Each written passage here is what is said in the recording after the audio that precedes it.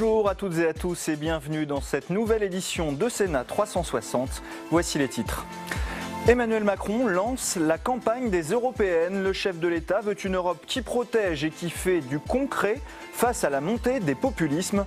Une tribune doit être publiée demain avec les lignes directrices du programme présidentiel pour cette élection. On en débattra dans cette émission. Pendant ce temps-là, le grand débat se poursuit. Consultation Internet, réunions publiques, mais aussi propositions politiques. Gérard Larcher fait des propositions institutionnelles comme de rendre plus facile le RIP, référendum d'initiative partagée, à l'initiative des citoyens et des parlementaires. Et c'est le prochain grand texte débattu au Sénat. Coup d'envoi cette semaine de l'examen en commission du projet de loi d'orientation des mobilités. Un texte qui doit dessiner les transports de demain en pleine contestation des Gilets jaunes. Et tout au long de cette édition, vous pouvez réagir sur Twitter avec le hashtag Sénat360. Pour m'accompagner cet après-midi, Tam Tranui recueillera les réactions sénatoriales à l'actualité. Le multiplex, c'est tout de suite. Emmanuel Macron lance sa campagne des élections européennes. Un entretien à une chaîne italienne hier et une tribune à venir dans les journaux de la presse quotidienne régionale avec un mot d'ordre, reprendre le contrôle de l'Europe avec des propositions concrètes. Maïla Mendy. Jouer l'apaisement, c'est sur cette note qu'Emmanuel Macron a officiellement lancé la campagne des européennes. Pas étonnant donc qu'il ait choisi la Rai Uno, première chaîne publique italienne, pour faire passer ce message. Ces derniers mois, les relations avec l'Italie étaient très tendues. Et même si Emmanuel Macron s'est livré à un exercice de câlinothérapie durant l'interview, il a aussi dansé le danger eurosceptique du gouvernement italien. Je ne crois pas que la réponse, ce soit l'Europe des nationalistes. Je ne crois pas que la réponse soit dans la simplification du message de certains nationalistes. Aucun pays, aucun en Europe, ni l'Italie ni la France, ne réglera les problèmes qui sont les siens en s'opposant aux autres pays européens. Une Europe forte, unie et souveraine, c'est le vœu d'Emmanuel Macron. Un vœu transmis par le biais d'une tribune qui sera diffusée dans plusieurs quotidiens européens. Mais un vœu transmis par qui? Un nom revient souvent, celui d'Agnès Buzyn, actuelle ministre de la Santé. Mais pour les observateurs des questions européennes, c'est sur toute la liste qu'il faudra faire les bons choix. Pourquoi pas Agnès Buzyn? Après, il faut voir qui est sur la liste. Ce qui est important, c'est que cette personne ne soit pas forcément du sérail rapproché de M. Macron. On lui reproche de fonctionner sur un cercle extrêmement fermé. Les membres de la liste des européennes et le programme, tout devrait se préciser après le 15 mars, jour de fin du grand débat national. Et on va tout de suite rejoindre Tam Tranui avec Pierre Ouzoulias, sénateur communiste des Hauts-de-Seine. Oui, Pierre Ouzoulias, quels sont pour vous les enjeux qui se jouent dans ce scrutin européen qui peine traditionnellement à intéresser les Français ? Mais je crois que ce que les citoyens et les citoyennes ont besoin aujourd'hui, c'est de repartir de la base du projet européen tel qu'il était en 1957, au moment du traité de Rome. Souvenez-vous, l'objectif des pays qui ont constitué cette première alliance, c'était de développer la protection sociale et de permettre surtout un rattrapage des régions les plus pauvres de l'Europe. Donc il y a au départ de l'Europe un message social qui est fort et qui a été oublié au profit d'une politique économique libérale qui aujourd'hui est en échec. Justement, Emmanuel Macron appelle à une Europe qui protège. C'est ce que l'on a entendu dans son entretien hier à la RAI, mais aussi lors de son discours au Salon de l'Agriculture. Vous êtes d'accord avec cela? Moi, je ne suis pas d'accord sur son point de vue parce qu'il se présente comme le candidat de la civilisation face aux barbares, aux États nationalistes. Or, ce que j'observe, c'est qu'il pratique rigoureusement la même politique économique que les pays qu'il dénonce, la Pologne, la Hongrie et l'Italie. Il y a aujourd'hui un consensus très large qui est partagé sur une politique néolibérale austéritaire, que ce soit à l'est ou à l'ouest de l'Europe. Et je ne vois pas de différence entre ce que fait le président Macron en France et ce que font les personnes qui nous décrivent comme des nationalistes ailleurs. Emmanuel Macron, en tout cas, continue à remonter dans les sondages et le parti de la République En Marche est en tête pour les prochaines européennes. C'est tout de même un discours qui porte? Pour l'instant, le discours qui porte... Ou est-ce que c'est parce qu'il n'y a personne en face? Non, le discours qui porte d'Emmanuel Macron, c'est un discours de l'ordre qui séduit une partie de l'électorat de droite. Je ne vois rien dans les propositions pour l'Europe de Macron qui aujourd'hui On les attend encore. Hein. Je rappelle qu'il va y avoir cette tribune qui va être publiée demain dans 28 pays européens. C'est ça, mais ça fait 1 an et demi que Emmanuel Macron nous parle d'Europe et qui, en France, il fait une politique exactement contraire à celle qu'il souhaite pour l'Europe. Donc à un moment donné, il faut un peu de cohérence. Hein. Et moi, je remarque que la politique qui a été mise en place par Macron en France est une catastrophe et aboutit finalement aux mêmes difficultés sociales que celles qui ont fait qu'aujourd'hui, l'Angleterre se retire de l'Europe. Un commentaire pour conclure, Pierre Ouzoulias, sur les noms qui se murmurent pour être la tête de liste de La République En Marche aux Européennes. On parle d'Agnès Buzyn, on parle de Nathalie Loiseau. Que pensez-vous de ces ministres? Moi, je pense que ce qu'il faut d'abord, c'est un programme. Alors, à droite comme à gauche. Il faut d'abord réfléchir sur le programme et sur ce que nous voulons pour l'Europe. Moi, j'écoute les jeunes, je les rencontre régulièrement. Ils ont un projet européen, qui est un projet européen simple, clair, qui repose sur 3 choses. Premièrement, le climat. Ils considèrent que l'Europe est le seul cadre valable pour pouvoir aujourd'hui enrayer la hausse des températures, et ils ont raison. Deuxièmement, plus de démocratie sociale, la défense des droits des femmes, des minorités, de la presse. Et troisièmement, un projet démocratique pour les structures institutionnelles de l'Europe. Voilà, c'est sur ces 3 points que moi j'attends le président de la République. Vous n'avez donc pas répondu à ma question sur Agnès Buzyn ou Nathalie Loiseau? Parce que c'est secondaire. C'est secondaire complètement pour vous? Secondaire. Agnès Buzyn, tout de même, qui est l'ex-belle-fille de Simone Veil, ça serait un beau symbole? Non, moi je remarque qu'aujourd'hui, et à la fois avec les élections européennes et à la fois avec les futures élections municipales, il y a un certain nombre de ministres et de députés qui s'en vont du gouvernement pour se trouver des places, soit au Parlement de Bruxelles, soit dans les villes. Bon, quelque part, il y a peut-être un petit vent de panique qui souffle sur le bateau Élysée. Eh bien, merci beaucoup, Pierre Ouzoulias, d'avoir répondu à mes questions. Et merci Tam. Le grand débat se poursuit un peu partout en France jusqu'au 15 mars. Les citoyens peuvent s'exprimer sur Internet ou lors de réunions publiques, mais les politiques ne sont pas en reste et le président du Sénat, Gérard Larcher, fait des propositions et notamment que le référendum d'initiative partagée prévu depuis 2008 soit plus facile à mettre en place. Les explications de Jonathan Duprier. Plutôt qu'un RIC, Gérard Larcher milite pour un référendum d'initiative partagée plus facilement applicable. Actuellement, pour déclencher le dit référendum, il faut recueillir les signatures de 185 parlementaires et plus de 4,5 millions d'électeurs. Gérard Larcher prône ainsi un abaissement du seuil de signature à 2 millions. Actuellement, c'est 10% du corps électoral. 4 millions. 4 millions. Donc, 10% du corps électoral et presque 200 parlementaires. Nous arbitrerons au mois de mars, mais la proposition qui est faite est au moins de la baisser de moitié. Le président du Sénat entend aussi revenir sur le non-cumul des mandats pour les maires, car pour lui, les élus locaux sont le ciment de la République. Mois de novembre, c'était balance ton maire. Février, c'est accroche-toi à ton maire. Et donc, le rôle de l'élu local est essentiel, et avoir des parlementaires qui sont aussi enracinés dans le local, ça m'apparaît important. Vous dites vive le cumul. Je ne dis pas vive le cumul, je dis réfléchissons bien. Nous n'avons jamais été favorables à la déliaison totale.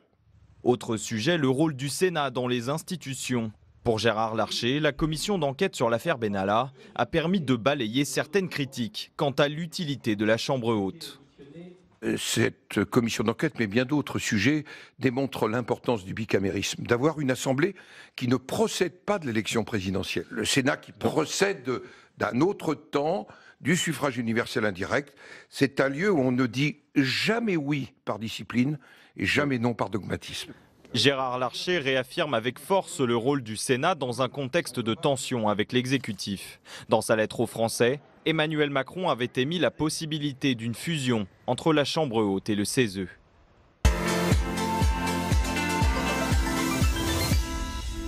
Et pour évoquer ce grand débat national et notamment les réformes institutionnelles, j'accueille sur le plateau Benjamin Morel. Bonjour. Bonjour. Vous êtes docteur en sciences politiques et spécialiste des questions parlementaires.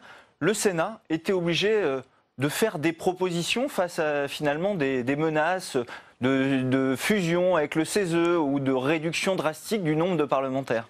Alors, il est en tout cas contraint de faire des propositions dans un cadre qui est très tendu du point de vue institutionnel, où est mise en cause la représentativité des institutions parlementaires. Et du point de vue de la représentativité, eh bien, la victime la plus facile dans le cadre d'une réforme, c'est évidemment le Sénat, avec un suffrage universel indirect qui est souvent mal compris, qui est souvent mal saisi par les citoyens. Donc il y avait des nécessités de réponse. Après, est-ce que le Sénat est vraiment menacé ? Il ne faut pas oublier que pour réellement réformer le Sénat, eh bien, il faut l'aval du Sénat. La Constitution a été faite comme ça.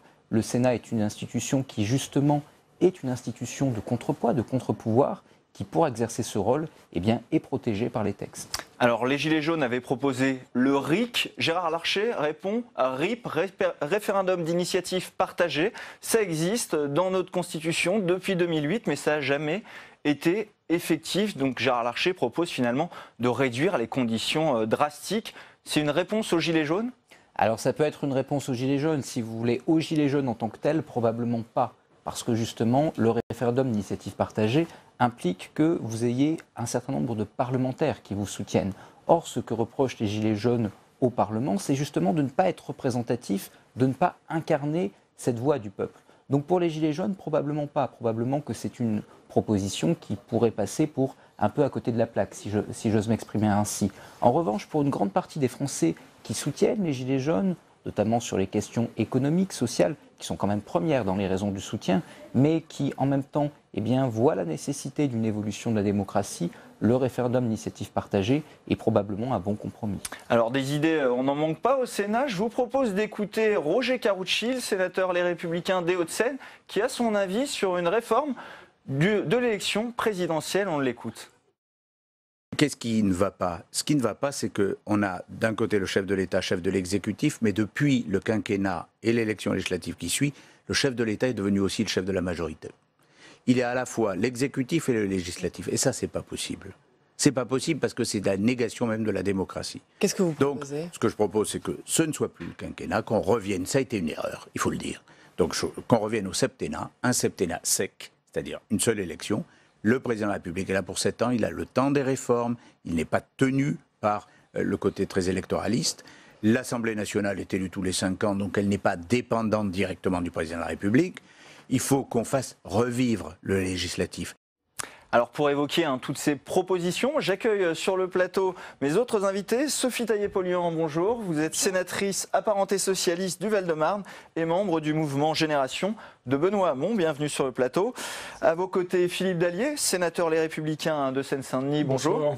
Et enfin, Martin Baumer, délégué général des Jeunes avec Macron et membre du bureau exécutif d'En Marche. Bienvenue sur le plateau. On évoquait avec Benjamin Morel les propositions du Sénat. Gérard Larcher, il a proposé finalement une facilitation du RIP à défaut du RIC, le référendum d'initiative partagée qui associe citoyens et parlementaires. Ça serait une bonne proposition selon vous, Sophie Taillé-Polian ? Alors c'est toujours bien d'élargir, donc élargir le RIP, oui, puisque pour l'instant personne n'a jamais réussi à le mettre en œuvre. Mais pour moi, pour nous, il est important de donner davantage la parole aux citoyens et surtout de pouvoir leur permettre de prendre la main. S'ils jugent que tel ou tel sujet, telle ou telle proposition n'est pas prise en compte par l'exécutif, par le Parlement, mais qu'ils puissent prendre la main, proposer un sujet, le poser sur la table. Et ça, le RIP ne le permet pas, puisqu'il faut d'abord des parlementaires qui signent la proposition. Donc en cela, un RIC, une forme de RIC, un référendum d'initiative citoyenne, où là vraiment les citoyens puissent intervenir dans le débat politique directement entre les élections. Moi, ça me paraît salvateur pour notre République, avec d'autres changements bien sûr, parce que ça ne suffit pas. Philippe Dallier, on a entendu Gérard Larcher, il dit le RIC c'est un danger pour la démocratie. Finalement, ce référendum d'initiative partagée, c'est un entre-deux qui permettrait de donner plus de poids et que ça soit un peu plus courant, puisque pour l'instant, ça n'a jamais été mis en œuvre. Quand quelqu'un saura me donner une définition du RIC telle que certains l'évoquent, j'allais dire, depuis la crise des Gilets jaunes, je répondrai à la question. Il est évident que si certains imaginent que sur tout sujet, à n'importe quel moment, on va pouvoir demander aux Français d'appuyer sur un bouton pour pour donner leur opinion sur tel ou tel sujet, ça ne peut pas fonctionner. On est dans une démocratie représentative et il faut que les choses en soient ainsi. Maintenant, qu'on élargisse ce qui a été fait en 2008, je crois, et qui effectivement n'est pas efficace et pas utilisé, effectivement, on peut regarder, mais il y a des limites à tout. Voilà, quel sujet est-ce que l'on pourrait soumettre effectivement à ce référendum citoyen, appelons-le comme ça? Ça avait été mal calibré en 2008, la réforme Sarkozy? En tous les cas, ça n'a pas été utilisé, donc on peut considérer que ça a été mal calibré, mais ça vient aussi de la difficulté de sélectionner à la fois les sujets et puis d'éviter qu'on se retrouve à voter tous les 4 matins, ce qui ne serait absolument pas envisageable. Voilà, donc il faut trouver un équilibre. La réforme de 2008 ne l'a pas permis. Cherchons effectivement à améliorer les choses, mais dans certaines limites. Martin Baumer, vous êtes délégué général des Jeunes avec Macron. Davantage entendre les voix des citoyens, qu'est-ce qu'on peut faire pour l'améliorer? Parce que le moment du grand débat était un moment d'écoute quand même assez incroyable dans la Ve République qu'on n'avait jamais fait. Je pense que l'idée d'assouplir peut-être le référendum d'initiative parlementaire comme il est le cas aujourd'hui, partagé, c'est probablement une bonne idée. Peut-être abaisser le seuil, abaisser le nombre de parlementaires, voir les modalités. Une chose qui est intéressante aussi, que vous avez dit, je suis d'accord que peut-être il va falloir donner aux citoyens le pouvoir de mettre un sujet dans le débat. C'est le cas notamment au Parlement européen de pouvoir faire ça, de mettre des sujets à l'agenda du Parlement, ce qui n'est pas le cas aujourd'hui. Avec un droit de pétition? Ouais, par exemple, il y a des choses comme ça qu'il faut investiguer. Donc moi, je pense que c'est une très bonne chose. En tout cas, se baser sur ce qui est déjà dans notre Constitution pour l'élargir s'il faut, pour le rendre accessible aux citoyens. Mais ça questionne aussi la capacité de mobiliser 500 000 voix, 1 million, ou peu importe le nombre qui sera choisi. Ça pose la question maintenant aussi de comment on structure ces organisations-là, comment les corps intermédiaires doivent se réinventer aussi aujourd'hui, parce qu'on a bien vu aujourd'hui, on n'est plus capable de correctement représenter la population avec ce qui existe, notamment chez les jeunes. Benjamin Morel, est-ce que c'est moins de poids pour les parlementaires si finalement on donne plus de poids aux citoyens? Oui et non, c'est-à-dire que si on reste dans l'option d'un référendum d'initiative partagée, il faut quand même voir qu'il y a un droit de veto des parlementaires, qui si jamais ils examinent et rejettent, eh bien vous n'avez pas de référendum. C'est ce qui pose quand même question, au vu en tout cas de la mouture qui a été celle votée en 2008, de ce référendum d'initiative partagée. Après, je rejoins ce que vous disiez, c'est-à-dire que le problème du RIC, du RIP, etc., c'est qu'on donne quand même un surpoids à ce qu'on appelle la société civile constituée. C'est-à-dire, il n'y a pas grand monde en fait qui est capable de réunir 100 000, 200 000, 500 000 signatures. Ce sont d'abord et avant tout des associations qui ont pignon sur rue, des forces structurées. Or, le problème avec les Gilets jaunes, c'est que c'est une crise des inaudibles. C'est une crise de ceux qui, jusqu'à présent, n'avaient pas réussi réellement à se structurer et ont encore du mal aujourd'hui à se structurer. Est-ce qu'on répond réellement à ce malaise démocratique-là ou est-ce qu'on élargit des modalités qui sont intéressantes mais qui répondent à d'autres aspirations? Ça, c'est une question qui n'est pas forcément évidente à ce stade. Sophie Taillé-Polion. Oui, moi je pense qu'aujourd'hui on a des outils pour réunir, je dirais, des signatures qui sont quand même assez performants. On a vu il y a quelques années, au moment de la loi travail, une pétition qui a pris tout de suite, au fur et à mesure, 1 million de signatures. La pétition concernant l'écologie, la prise de conscience environnementale et le fait de poser la responsabilité environnementale aux gouvernants, a elle atteint, je crois, 2 millions de signatures.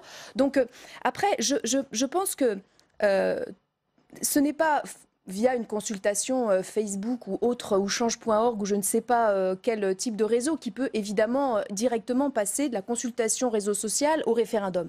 Il y a besoin de réflexion, de comment on pose la question, de filtres, d'interrogations sur les conséquences réelles de telle question par rapport à telle autre. Mais moi, je crois qu'il y a aujourd'hui possibilité de réunir, sans forcément que ce soit un lobby ou un corps constitué, des signatures, une dynamique citoyenne qui se met en place. Et après, il faut des outils institutionnels mis en place dans le cadre de la République pour travailler à bien calibrer une question de référendum, à ce que les citoyens, au moment où ils iraient aux urnes, aient bien conscience des conséquences de leur vote, qu'un débat équilibré soit organisé sur la question. Mais au regard d'un certain nombre de conditions qui seraient posées, moi je crois qu'il serait vraiment intéressant de permettre aux citoyens de prendre la main en dehors du temps des élections. On a parlé des citoyens, on va parler des élus. Philippe Dallier, le président du Sénat, il souhaite également un assouplissement du non-cumul des mandats. Est-ce qu'il faut revenir sur ce texte emblématique pour finalement, on a vu les petits maires qui géraient ce grand débat national, est-ce qu'il faut leur permettre de pouvoir cumuler les fonctions? Les petits maires, je ne sais pas ce que vous appelez les petits maires. Les maires de petites communes. Merci pour eux. Écoutez, en tous les cas, la période qui vient de s'écouler, en tous les cas depuis l'été dernier, aura certainement montré que l'idée du nouveau monde, où on faisait table rase de tous ceux qui étaient là, de tous les corps intermédiaires d'ailleurs, pas seulement les élus locaux, les syndicats, etc. On peut toujours critiquer leur représentativité. Mais je pense que le gouvernement et le président de la République se sont rendus compte de ce que ça pouvait donner quand on coupait tout le lien qui pouvait exister entre l'étage supérieur et les Français. Donc je pense qu'au moins cette période de crise aura permis de remettre ça sur la table. Concernant le cumul des mandats, moi je n'y étais pas favorable. J'étais favorable, le non-cumul. J'étais favorable à ce qu'effectivement on mette des limites. Être maire d'une très grande ville, président d'un département ou d'une région, c'est à mon sens incompatible avec un mandat de parlementaire. Maintenant, ne pas pouvoir être maire d'une petite commune ou adjoint au maire d'une commune moyenne, je pense que c'est absurde. Et comme souvent sur ces sujets-là, on est dans le plus blanc que blanc pour faire plaisir à l'électeur. On va jusqu'au bout et jusqu'à l'absurde. Et on s'aperçoit au milieu de cette crise qu'effectivement des parlementaires qui ont les pieds, j'allais dire, bien implantés dans le territoire qu'ils représentent, ça peut être utile. Donc là aussi, il faudrait qu'on sorte du tout ou rien et qu'on essaie de trouver un meilleur équilibre. Martin Baumer, on a vu qu'En Marche, finalement, pour organiser ce grand débat national, s'était appuyé sur ces maires de communes qui ont tenu des réunions. Est-ce qu'il faut aussi un peu les revaloriser et notamment leur permettre de cumuler certaines... Je pense que c'est un peu réduire le travail des parlementaires actuels que dire qu'ils ne se sont pas du tout occupés de leur maire dans leur circonscription, etc., comme s'ils étaient complètement déconnectés, vivant simplement à Paris. Je pense que c'est pas vrai. On a fait quand même, au moment de la présidentielle, il y avait une promesse autour de ça, du renouvellement à la fois du visage et des pratiques. On s'est engagé notamment à mettre 50% de nos candidates à l'Assemblée aujourd'hui, ce qui fait qu'on a un groupe où il y a 50% de femmes, ce qui n'était jamais arrivé. On s'est engagé à réduire le nombre de parlementaires, pas simplement pour les réduire, mais pour leur donner plus de moyens pour mieux évaluer, mieux contrôler l'action du gouvernement et donc redonner du sens à la démocratie représentative. Et c'est ça qu'on veut continuer à faire. Ils seront nombreux, plus ils contrôleront le gouvernement. Vous croyez que c'est sérieux de dire pas du tout? Pas du tout, ils ont plus de moyens pour contrôler l'action du gouvernement. Mais c'est pas parce qu'on a plus de collaborateurs qu'on a plus de capacité d'intervention. Et deuxième chose, le troisième point qu'on avait dit et qui est très important, c'est la dose de proportionnelle. Aujourd'hui, c'est clair, on a par exemple des électeurs de Marine Le Pen qui avaient 20% des voix au premier tour, un tiers des voix au second tour, qui sont à peine capables de faire un groupe parlementaire aujourd'hui dans l'Assemblée française. Donc nous, on a dit, on veut une dose de proportionnelle pour permettre que le fait majoritaire puisse continuer à rester là, que la cinquième continue d'exister avec... Ça, c'était les promesses du programme présidentiel. Oui. Est-ce que ce grand débat, il a changé la donne? Eh bien, attendons les résultats du grand débat. C'est pas la peine de sauter sur les conclusions, de dire, moi, je sais ce que disent les Français. Attendons ça. Je vous donne mon avis. Attendons l'analyse de ces résultats-là, qui seront publics, en open source. Chacun pourra aller voir les résultats. Et là, on pourra dire, mais peut-être que les 4 millions de personnes qui ont participé se disent, moi, j'aimerais bien être représenté un petit peu différemment, peut-être avec moins d'élus, des élus qui ne font pas du cumul dans le temps, etc. Donc peut-être qu'il y a des questions qu'il va falloir laisser au grand débat et attendre les résultats. Benjamin Morel, à la sortie de ce grand débat, il va falloir des décisions, et notamment institutionnelles. Le nombre d'élus, c'est toujours sur la table? C'est toujours sur la table, mais ça pose des problèmes qui sont importants. C'est-à-dire, si vous réduisez le nombre de parlementaires d'environ un tiers, si vous mettez une dose de proportionnelle, ça veut dire que le nombre de parlementaires élus au suffrage, au scrutin majoritaire, dans l'Hexagone, en métropole, est divisé par 2. Ça veut dire des gigantesques circonscriptions qui, en fait, vont aggraver l'effet majoritaire. C'est-à-dire celui qui arrive en tête dans le scrutin majoritaire a évidemment beaucoup plus de députés qu'il ne pèse réellement. C'est toute la magie du scrutin majoritaire, on aggrave ça. Quant à la dose de proportionnelle, elle ne permet pas vraiment de corriger le manque de représentativité, parce que pour avoir un groupe parlementaire avec cette dose de proportionnelle, il faut avoir 60 députés environ, c'est-à-dire élus à la proportionnelle, c'est-à-dire qu'il faut avoir un quart pour avoir 15. C'est ça, un groupe parlementaire.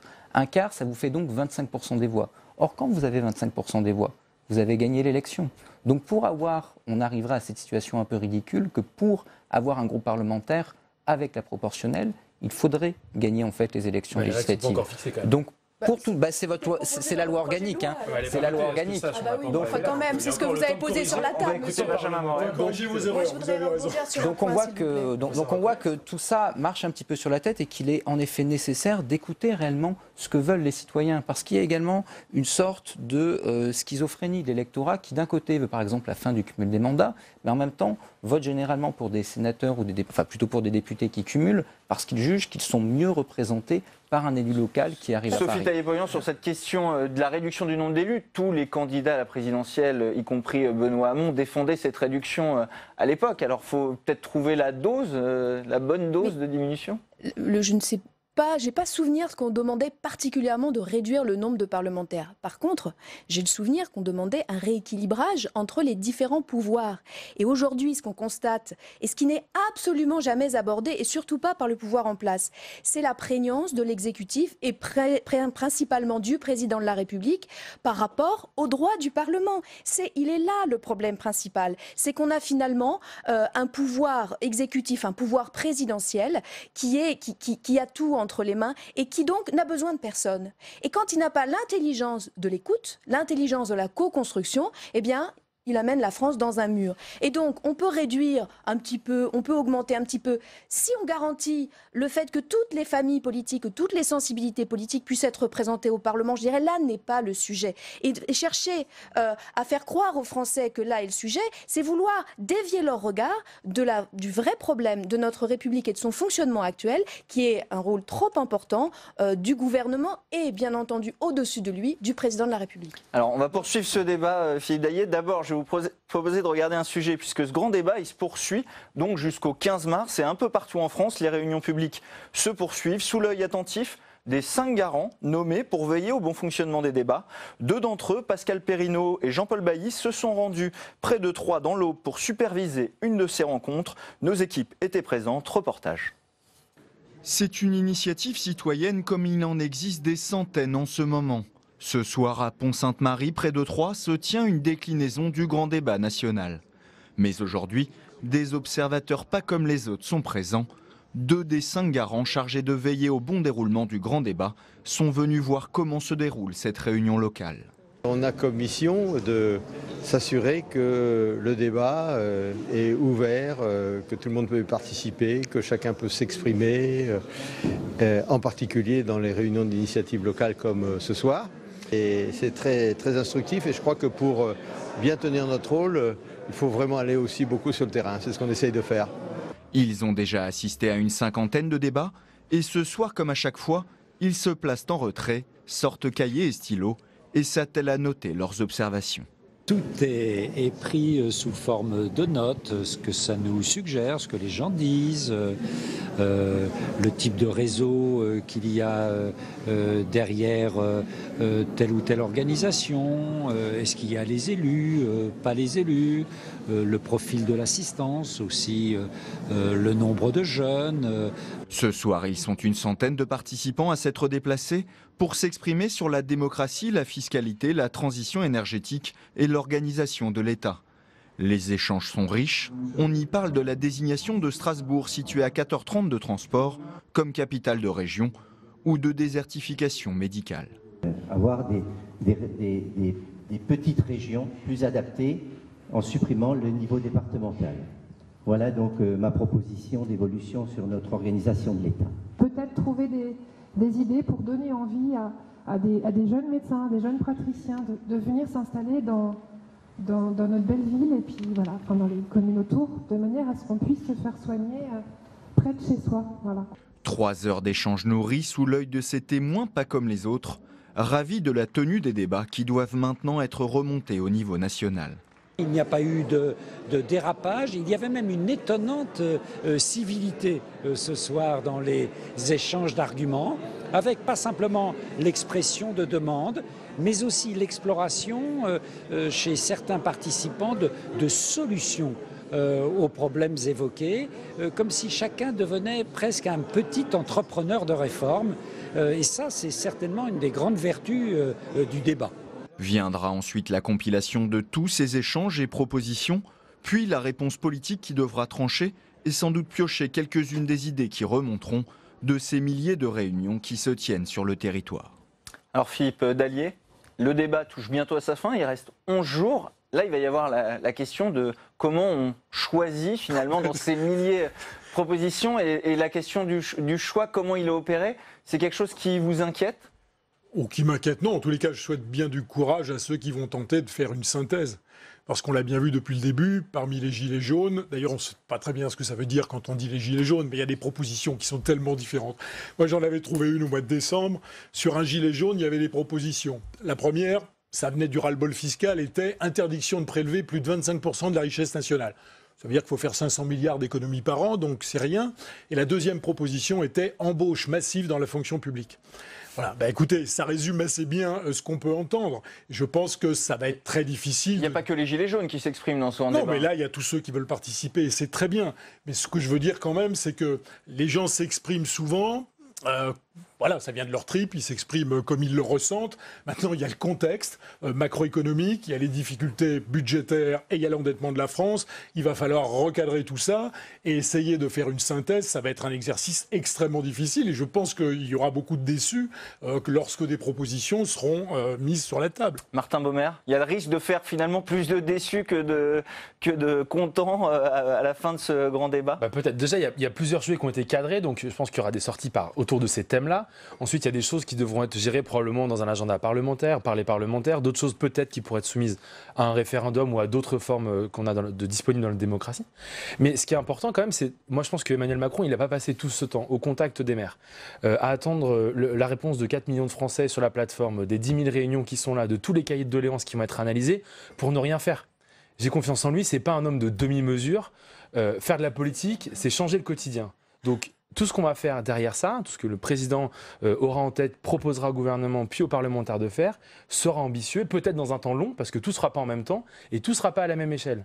Il y a plein de choses qui remontent du grand débat, comme par exemple taxer le kérosène. Moi, je suis allé voir sur le site Transition écologique, il y a plein de gens qui disent taxer le kérosène.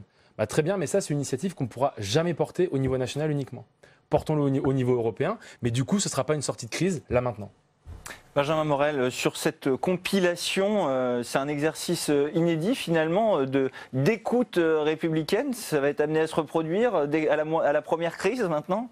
Si vous voulez, c'est compliqué parce que c'est compliqué à organiser et qu'en effet, comme on le disait bien, c'est compliqué d'un point de vue méthodologique. Comment est-ce qu'on trie? Alors j'ai vu qu'il y allait avoir l'utilisation de logiciels, notamment à travers l'Institut Opinionway. Mais malgré tout, arriver à trier des solutions, arriver à les faire remonter et arriver à donner satisfaction, ça reste compliqué. Quand on prend les enquêtes d'opinion aujourd'hui, on voit très bien qu'il y a quand même deux thèmes qui se détachent magistralement, on va dire.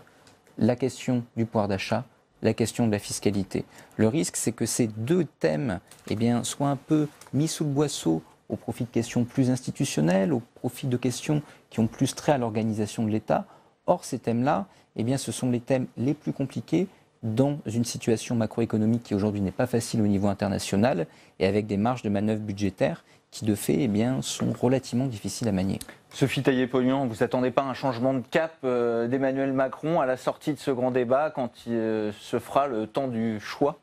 Écoutez, je crois que la messe est dite par rapport à ça. Il n'y aura pas de changement de cap et malheureusement, ça veut dire qu'on n'a pas vraiment entendu ce que disaient les gens. Je pense à savoir notamment sur la question fiscale, parce qu'il ne disait pas seulement « cessons le matraquage fiscal ».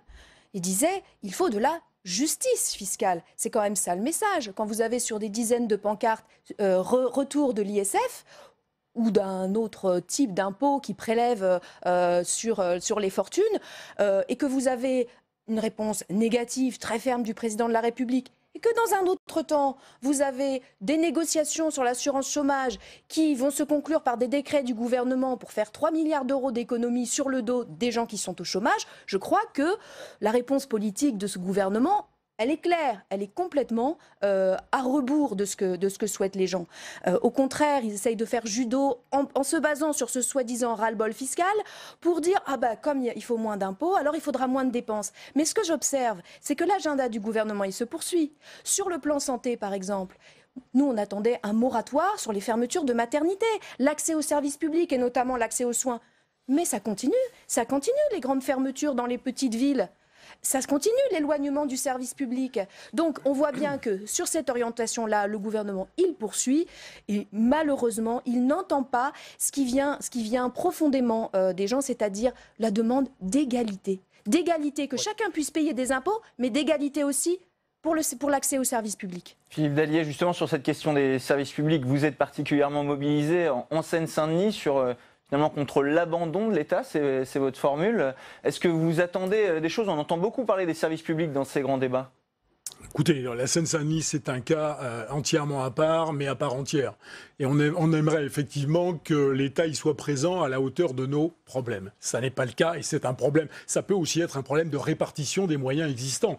Pas forcément toujours plus de moyens supplémentaires. Ça, c'est vraiment un débat. Effectivement, on se bat beaucoup là-dessus, mais je ne veux pas faire de l'amalgame. Ceci étant dit, pour Emmanuel Macron, ce qui va être difficile, c'est qu'il a été élu il y a moins de 2 ans sur un programme. Il dit toujours, et je le comprends, qu'il reste dans cette ligne-là, et il va devoir, à la suite de ce grand débat, dire comment il entend les Français qui, pour une part, enfin ceux qui se sont exprimés, ne sont pas dans la ligne politique définie par Emmanuel Macron au moment de son élection. Et dans un contexte économique et budgétaire qui est devenu extrêmement difficile, avec une croissance qui plonge. Et moi, j'aimerais bien que tous les Français prennent conscience de nos 2000 bientôt 300 milliards d'euros de dette et comprennent que ce président de la République-là ou n'importe quel autre président de la République ne pourra pas faire n'importe quoi, répondre à toutes les demandes. Et ça, effectivement, j'espère qu'à la fin de ce débat, quelqu'un aura le courage politique de le dire. Parce que laisser croire qu'après l'expression de ces 4 millions de Français, on va pouvoir, ça va être open bar et on va pouvoir répondre à toutes et à tous, dépenser plus partout, ça n'est pas vrai, ou alors on conduira ce pays à la faillite. Voilà, donc là, le président de la République va avoir un exercice extrêmement difficile et nous attendons de voir ce qu'il dira. Martin Baumer, il va falloir trouver, si on dégage des budgets pour certains choix politiques, il faudra trouver des économies en face. Oui, probablement. Mais pour revenir à ce moment de grand débat, je pense qu'il ne va pas s'arrêter là. C'est-à-dire que on parle, nous, très souvent de démocratie permanente. Il va peut-être falloir qu'on trouve aussi des nouveaux moyens de moderniser, de revitaliser cette démocratie pour se dire comment on revient en contact régulièrement. Il y a plein de méthodes qui existent et je suis désolé, on l'a fait en 58 cette constitution. Il y a des nouveaux outils, le monde a changé autour qui nous permettent d'avoir un contact plus régulier et de mettre, et pas que des parlementaires, je suis désolé, il y a plein d'autres choses qui existent, d'outils qui nous permettraient de faire ça. Donc moi, je trouve ça très intéressant qu'on se dise aussi comment on sort de ça pour continuer à maintenir une consultation quasi permanente de notre démocratie. Et oui, et c'est sûr qu'il va falloir faire des choix, il va falloir demander concrètement, les Français, ils ont peut-être envie qu'on fasse plus de choix à un endroit ou à un autre, et ça sert à ça, ce grand débat. Je ne laisserai pas à dire ce qui est faux sur les maternités, mais on est en train d'ouvrir 400 hôpitaux de proximité là, dans les années qui viennent, sauf que la mauvaise foi, c'est de dire qu'on crée un hôpital en une année, ça prend des années d'avoir des médecins, d'enlever le numerus clausus pour reformer des médecins. Aujourd'hui, on crée 400 hôpitaux de proximité. Mais c'est le cas. Mais écoutez, mais non, vous concentrez le dossier de presse, voilà. C'est de dire que regardez un peu la réalité. On ne change pas 40 ans de politique publique en un an et demi. Nous, on a dit qu'on faisait des réformes. Arrêtez de laisser croire que on commence doucement et qu'on soit un passer par perte et ça prend plusieurs années. Donc, on va prendre plusieurs années, mais on va les construire ces hôpitaux. Pensez qu'ils avaient compris chez La République En Marche que le nouveau monde, etc. Vous verrez quand vous aurez un peu plus d'expérience que la Constitution de la 5e République, elle a bien des qualités. Et la première d'entre elles, ça a été à Emmanuel Macron de passer cette crise. La réalité, c'est pas les dossiers de presse, monsieur. Il provoque le débat. On aura l'occasion de revenir dessus. Merci à vous d'avoir participé à celui-là. Le gouvernement, lui, il a repris la main sur l'assurance chômage suite à l'échec des négociations entre syndicats et patronat sur cette épineuse question. Muriel Pénicaud finit de recevoir les partenaires sociaux aujourd'hui pour tenter d'arbitrer certains points sensibles. Les explications de Jordan Klein. 3 mois de négociations avec les partenaires sociaux et aucun accord. Et pourtant, le Premier ministre l'assure, le détail des mesures sur l'assurance chômage devrait être présenté au printemps prochain, puis devrait faire l'objet d'un décret durant l'été. Car c'est bien le gouvernement qui reprend la main sur ce dossier. Et parmi les idées mises sur la table, la possibilité de mettre en place la dégressivité des allocations chômage. Il faudra, entre guillemets, mettre la pression à celui qui cherche un boulot pour qu'il se bouge un peu. Mais là encore, c'est un point de vue totalement démagogique de penser que les gens qui sont au travail, et y compris bien sûr les cadres, ne chercheraient pas du travail. Quand on est au chômage, c'est un drame pour la famille, c'est un drame personnel. Et si c'est un coup politique, alors là c'est encore plus grave. C'est l'exacte définition de ce qu'on appelle le populisme. Avec cette réforme, le gouvernement souhaiterait économiser 4 milliards d'euros. Pour la CGT, la proposition ne passe pas et il dénonce la volonté de l'exécutif de vouloir rogner le plafond des indemnités. Pour eux, ce serait un nivellement par le bas. C'est comme quand vous faites un problème de maths. normalement, vous avez un énoncé, et c'est celui qui bûche qui doit trouver la solution. Lui, il donne la solution, économiser 4 milliards d'euros, et c'est à nous de trouver l'énoncé. C'est l'inverse. Et il était pipé, quoi. Bien sûr, bien sûr. C'est pour ça que je vous cite, je vous prends en exemple un problème de maths. Donc ça, c'est la première chose. Deuxièmement, qui est responsable qui ne veut pas du bonus-malus? C'est le MEDEF. Le bonus-malus, c'est aussi sur ce point que les négociations ont échoué. Le principe, augmenter les cotisations patronales des entreprises qui ont fréquemment recours aux contrats courts, et les baisser pour les employeurs avec des effectifs plus stables. Un mécanisme dont le patronat ne veut absolument pas. La ministre du Travail termine ce soir un dernier tour de table avec les différents partenaires sociaux. Et on rejoint Tam Tranui en salle des conférences du Sénat. Tam Tranui est avec Martin Lévrier, sénateur La République En Marche des Yvelines. Martin Lévrier, votre réaction au fait que le gouvernement estime que les partenaires sociaux ont échoué à se concerter autour de l'assurance chômage. Au contraire, les partenaires sociaux jugent que eux, la lettre de cadrage imposée par le gouvernement était beaucoup trop contraignante. Bonjour, mon premier constat, c'est que de toute façon c'est un échec. Et qu'un échec n'est pas une bonne nouvelle et que donc il faut retravailler tous ensemble parce que le chômage est trop important dans notre pays. On est un des derniers pays européens à avancer sérieusement sur ce sujet. Donc de toute façon c'est un échec pour tout le monde. Et donc il faut retravailler et il faudra trouver des solutions intelligentes qui nous sortent de ce chômage de masse dans lequel malheureusement depuis 30 ans nous nous sommes installés. À qui la faute pour vous alors que cela fait des mois que les partenaires sociaux sont lancés dans une grande concertation? La faute à tout le monde et à personne. Peut-être que la lettre de cadrage était très optimiste. Il y avait vraiment une volonté d'avancer vite et bien parce que les mesures que nous avons prises depuis 1 an et demi donnent déjà des résultats et de très bons résultats. Donc on a envie d'aller de plus en plus vite et de plus en plus fort pour enfin sortir de ce cancer français. Alors peut-être qu'on a demandé trop de choses dans un premier temps, mais je crois malheureusement que les partenaires sociaux ont pris peur et que la peur ne conduit pas à des bonnes solutions. Il faut qu'ils reprennent la main et qu'ils retravaillent avec nous pour trouver les bonnes solutions. Hier, Philippe Martinez a dénoncé le populisme d'Emmanuel Macron. Il a rappelé que la lettre de cadrage imposait 4 milliards d'euros d'économies. Oui, 4 milliards d'euros d'économie, ça paraît tout à fait normal. D'abord, c'est pas sur 1 an, c'est sur plusieurs années. Et 4 milliards d'euros d'économie, c'est normal dans un chômage qui baisse aussi aujourd'hui en France et dans des systèmes français qui coûtent très cher pour avoir de très mauvais résultats. Donc l'objectif économique n'est pas choquant en soi. Le mot populisme est encore plus choquant parce que quand on parle de gens qui sont au chômage et en particulier dans un chômage de longue durée, on ne peut pas se permettre ce genre de mots. On voit donc l'opposition des syndicats. Ça coince aussi du côté du patronat, notamment sur la question du bonus-malus. Est-ce que vous comprenez les réticences du patronat en la matière? Je comprends toujours les inquiétudes quand on est installé dans un système depuis 30 ans. Et un système qui donne le sentiment de fonctionner parce qu'il rend service à certaines entreprises, parce qu'il rend service à certains salariés.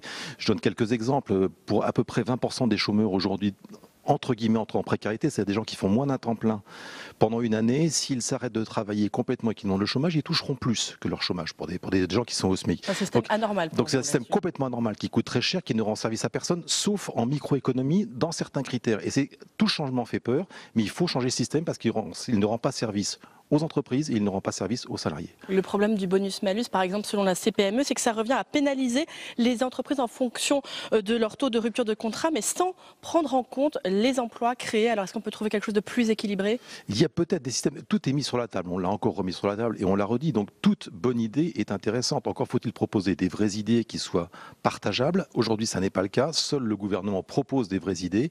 Aux partenaires sociaux de reprendre une nouvelle fois la main pour proposer d'autres idées s'il y en a des meilleures. Nous sommes toujours ouvert à de bonnes idées pour se battre contre le chômage. Un mot pour conclure sur la question de l'indemnisation des cadres. Selon vous, est-elle trop importante aujourd'hui en France? En tout cas, elle est beaucoup plus importante que dans la plupart des pays européens. À titre d'exemple, elle est 3 fois plus importante en France qu'en Allemagne. La question mérite d'être posée, surtout que le chômage des cadres est très faible. On est à 3,5, c'est-à-dire quasiment pas de chômage. Donc une durée de temps de chômage très courte. Donc il est normal qu'on se pose ces questions pour accélérer encore cette rapidité de retrouver du travail. Eh bien, merci beaucoup Martin Lévrier d'avoir répondu à mes questions. Merci. Emmanuel Macron lance sa campagne des élections européennes. Un entretien à une chaîne italienne hier et une tribune à venir dans les journaux de la presse quotidienne régionale avec un mot d'ordre, reprendre le contrôle de l'Europe avec des propositions concrètes. Maïla Mendy. Jouer l'apaisement, c'est sur cette note qu'Emmanuel Macron a officiellement lancé la campagne des européennes. Pas étonnant donc qu'il ait choisi la Rai Uno, première chaîne publique italienne, pour faire passer ce message. Ces derniers mois, les relations avec l'Italie étaient très tendues. Et même si Emmanuel Macron s'est livré à un exercice de câlinothérapie durant l'interview, il a aussi dansé le danger eurosceptique du gouvernement italien. Je ne crois pas que la réponse, ce soit l'Europe des nationalistes. Je ne crois pas que la réponse soit dans la simplification du message de certains nationalistes. Aucun pays, aucun en Europe, ni l'Italie ni la France, ne réglera les problèmes qui sont les siens en s'opposant aux autres pays européens. Une Europe forte, unie et souveraine, c'est le vœu d'Emmanuel Macron. Un vœu transmis par le biais d'une tribune qui sera diffusée dans plusieurs quotidiens européens. Mais un vœu transmis par qui? Un nom revient souvent, celui d'Agnès Buzyn, actuelle ministre de la Santé. Mais pour les observateurs des questions européennes, c'est sur toute la liste qu'il faudra faire les bons choix. Pourquoi pas Agnès Buzyn? Après, il faut voir qui est sur la liste. Ce qui est important, c'est que cette personne ne soit pas forcément du sérail rapproché de M. Macron. On lui reproche de fonctionner sur un cercle extrêmement fermé. Les membres de la liste des européennes et le programme, tout devrait se préciser après le 15 mars, jour de fin du grand débat national.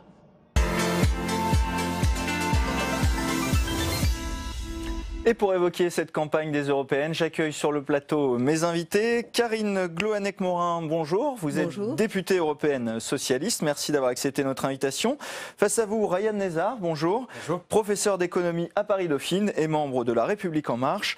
Christian Lecken, professeur à Sciences Po Paris. Merci d'avoir accepté notre invitation. Et enfin, Laurent Marchand, éditorialiste politique étrangère à Ouest France et ancien correspondant en Italie. Bienvenue à vous. Merci. Justement vers vous, puisque vous avez cette offensive médiatique présidentielle. Elle a débuté par un entretien à la RAI, une télévision publique italienne. Est-ce que ce choix de s'adresser aux Italiens pour finalement lancer cette campagne, pour vous, il est judicieux ? C'était assez fin hier soir parce que la barre était haute. Il fallait résorber un clash qui avait été assez violent quand même avec le gouvernement et les deux partis de gouvernement italiens. Et il a choisi un ton de modération pour concilier, calmer manifestement le jeu, pour séduire aussi. Donc de ce point de vue-là, c'est une opération réussie. Et puis on a bien senti au fil de l'émission qu'il voulait placer le débat à une certaine hauteur, ce qui tranchait quand même avec les invectives de Di Maio ou de Salvini, mais surtout s'adresser directement aux Italiens. Il a terminé l'interview d'ailleurs en s'adressant face caméra aux Italiens, et je crois que ça c'est quand même une nouveauté, parce que jamais une campagne européenne n'aurait aussi été transnationale. C'est même un paradoxe. L'Europe n'aura jamais été autant menacée et en même temps, on voit bien que les cloisons ne sont pas étanches. D'un pays à l'autre, la campagne déborde. Et lui, il le sait. Et non seulement il le sait, mais il mise là-dessus. Et c'est pour ça qu'il a choisi de s'adresser directement aux Italiens. Je crois que c'était un vrai début de campagne européenne. Christian Lecken, l'Italie, c'est un pays qui est gouverné par deux partis populistes, eurosceptiques. C'est pour cela qu'il a choisi, lui qui veut mener campagne finalement contre ces populismes ? Oui, bien sûr, je pense que ça n'est pas gratuit, mais c'est aussi un pays avec lequel la relation bilatérale a été difficile, puisqu'on est allé jusqu'à rappeler notre ambassadeur, l'ambassadeur de France, suite, vous savez, à la visite de M. Di Maio aux Gilets jaunes. Voilà. Donc, je pense que oui, et ça correspond tout à fait à ce qui vient d'être dit sur cette idée d'Emmanuel Macron de donner une véritable dimension européenne à la campagne, en adressant à l'ensemble des Européens le message, vous savez, aujourd'hui, il y a ceux qui croient encore en l'Europe, et puis de l'autre, il y a les nationalistes, les populistes, et nous sommes tous dans ce bateau. Donc, éviter aussi de faire en sorte, je crois que c'est ça le message, que ces élections soient simplement des élections nationales déguisées. Et je crois que c'est effectivement le grand paradoxe. Plus on a d'euroscepticisme, et plus les élections européennes ont une dimension transnationale. Ryan Nezar, pourquoi ne pas choisir tout simplement de s'adresser aux Français quand on est chef de l'État français pour finalement donner un peu le coup d'envoi de cette campagne des Européennes ? Hier, le président a voulu adresser un message d'abord en effet aux citoyens italiens avec deux convictions. La première conviction, c'est que l'Europe a besoin de l'Italie. L'Italie, je le rappelle quand même, c'est un des membres fondateurs du traité de Rome en 1957. L'Italie, ce sera, après le Brexit, la troisième économie européenne. C'est une part intégrante aussi de notre culture européenne, le président l'a rappelé. Mais le deuxième message, c'est que l'Italie a aussi besoin de l'Europe, contrairement, y compris à ce que certaines ou certains peuvent prétendre.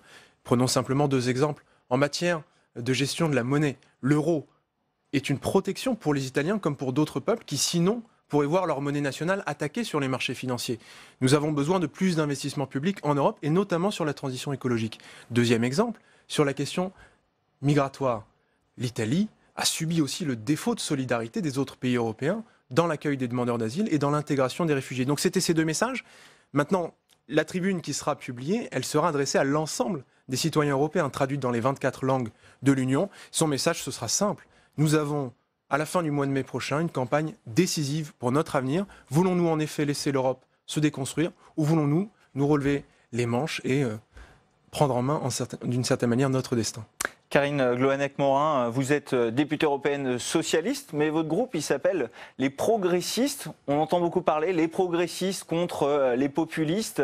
Est-ce que dans ce combat-là, d'Emmanuel Macron, vous le rejoignez sur cette question-là, en tout cas? Progressiste, c'est un mot qui nous appartient vraiment de longue date au sein du Parlement européen, au sein de notre groupe politique social et démocrate, mais aussi au sein de notre parti politique. J'aimerais rappeler que le Parti socialiste a aussi un parti européen. Et quand on adhère au Parti socialiste, on adhère aussi au Parti socialiste européen. C'est une formule qui n'existe pas dans tous les partis français et les autres partis. Et donc, le mot progressiste est un peu un hold-up que nous ressentons vis-à-vis d'Emmanuel Macron. C'est une OPA d'Emmanuel Macron. Absolument, sur parce que le mot progressiste. C'est un mot que nous utilisons de longue date et qui vraiment réunit des forces de gauche très clairement identifiées à gauche. Aussi, nous aurons un débat sur sans doute sur cette confusion qui est organisée, sans doute sciemment, parce que c'est vrai que la dimension progressiste, elle a beaucoup accompagné la construction européenne. Comment se différencier justement quand on est socialiste de la liste d'Emmanuel Macron contre les populistes?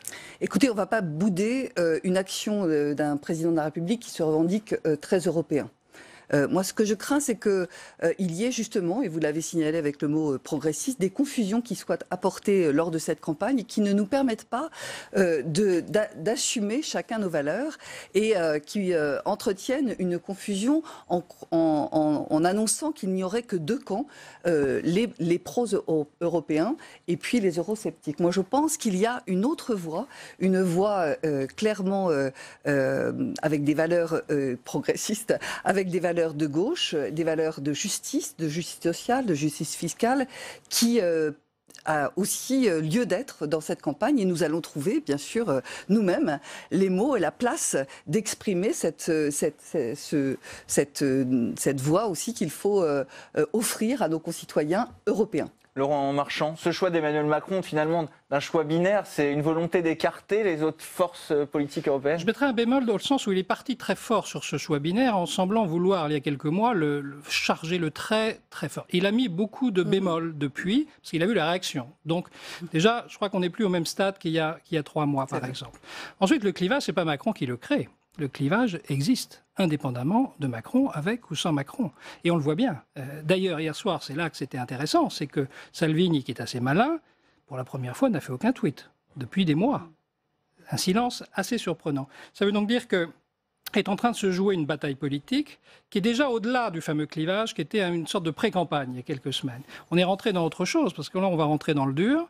D'abord, les partis vont devoir faire des alliances à Strasbourg. Donc, vont-ils faire campagne? Ça, j'aimerais vous entendre sur on va s'allier avec les autres. Parce que si chacun dans son pays fait une fausse campagne l'un contre l'autre et est obligé de s'allier par le jeu des coalitions au Parlement européen, on va avoir très vite une perte de crédibilité devant les électeurs.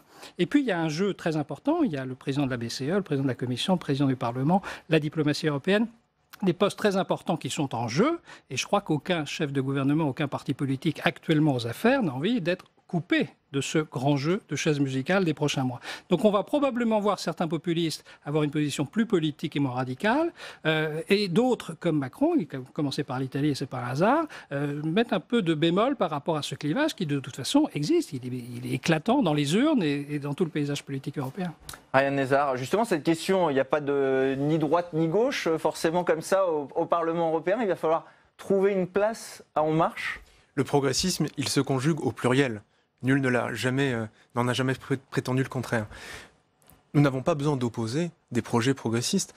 Je prends quelques exemples. Hier, nous étions ensemble pour réviser la directive sur le travail détaché. Elle datait de 1996, elle rendait possible le dumping social et elle a produit une partie de cette montée du populisme. Si l'on prend par exemple les justifications du vote Brexit au Royaume-Uni, une partie tirait argument de ce que des travailleurs détachés venaient tirer à la baisse les salaires. Cette directive, elle a été révisée grâce à l'engagement de ministres, vous le savez, du président, mais évidemment d'autres alliés européens, grâce aussi au vote de parlementaires. Je crois qu'il faut chacune et chacun s'en réjouir. Sur la taxation des géants du numérique, on a aujourd'hui des grandes entreprises internationales qui échappent quasiment à l'impôt et qui ne contribuent pas au financement des biens publics. Je crois qu'on peut être ensemble sur ce combat. Je crois que demain, on peut être aussi ensemble sur le combat pour le New Deal écologique. Il manque, la Cour des comptes européenne le documente, il manque 100 milliards d'euros d'investissement par an au niveau européen pour financer cette transition écologique. Et si on ne le fait pas, on passera à côté des engagements qu'on a pris nous-mêmes dans les accords de Paris. Donc sur tous ces sujets, moi j'ai pas d'adversaire progressiste, je crois que ce sera notre ligne, j'en termine par là.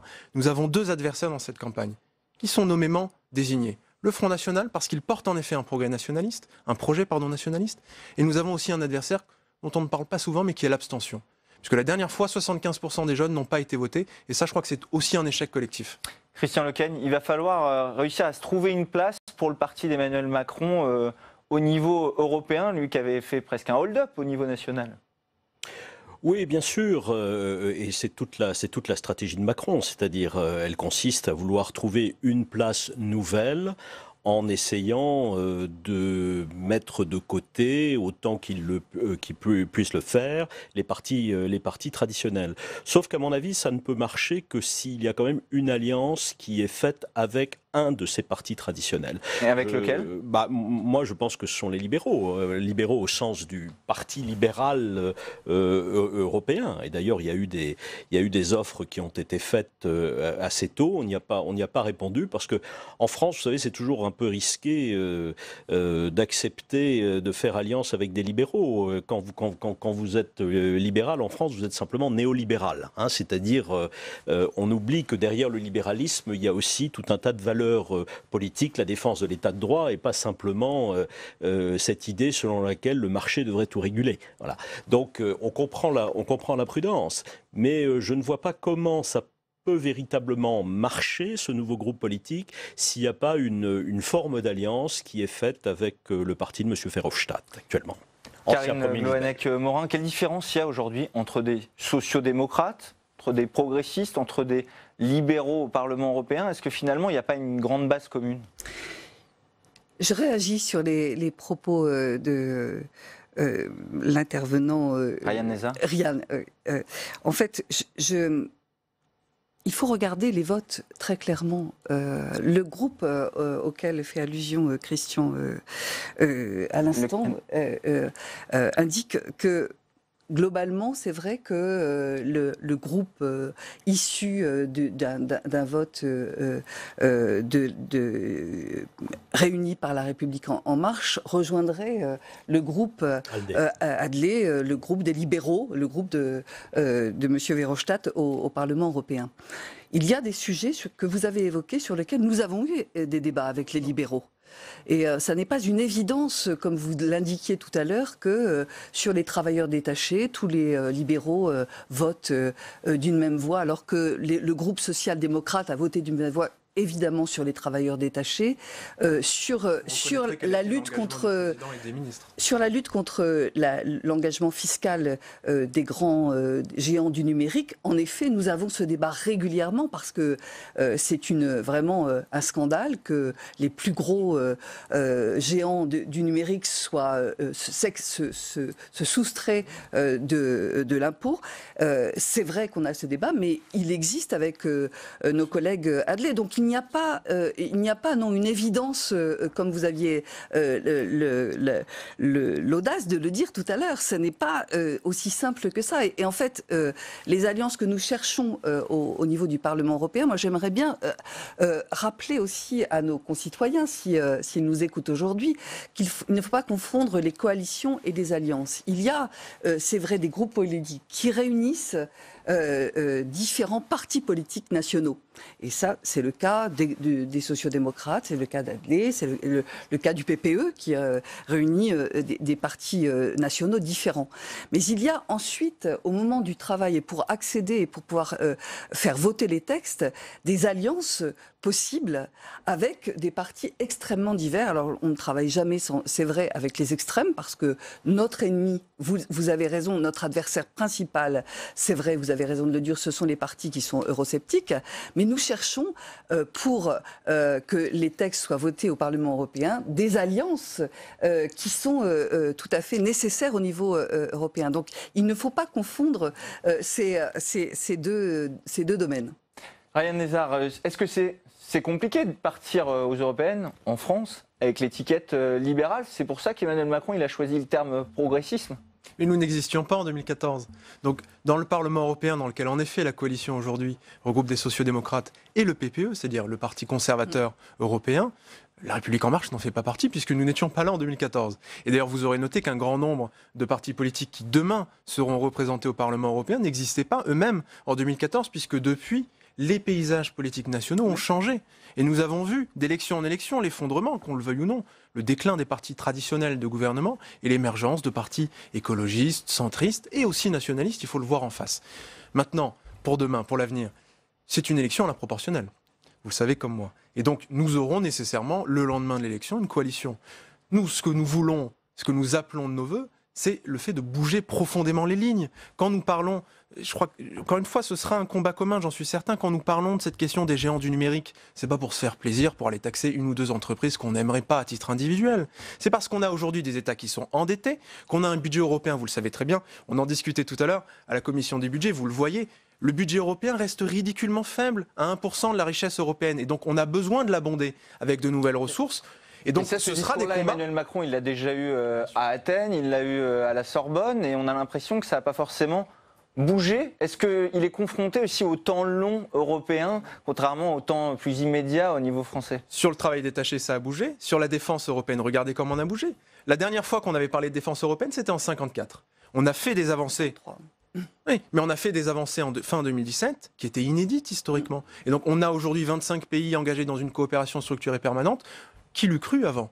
Et on va avoir des investissements communs à hauteur de 1,5 milliard par an. Donc c'est très bien. Maintenant, sur la zone euro, sur les GAFAM, sur l'asile, on n'a pas encore tout avancé. Et on le reconnaît parfaitement humblement. Il va falloir travailler, on est d'accord.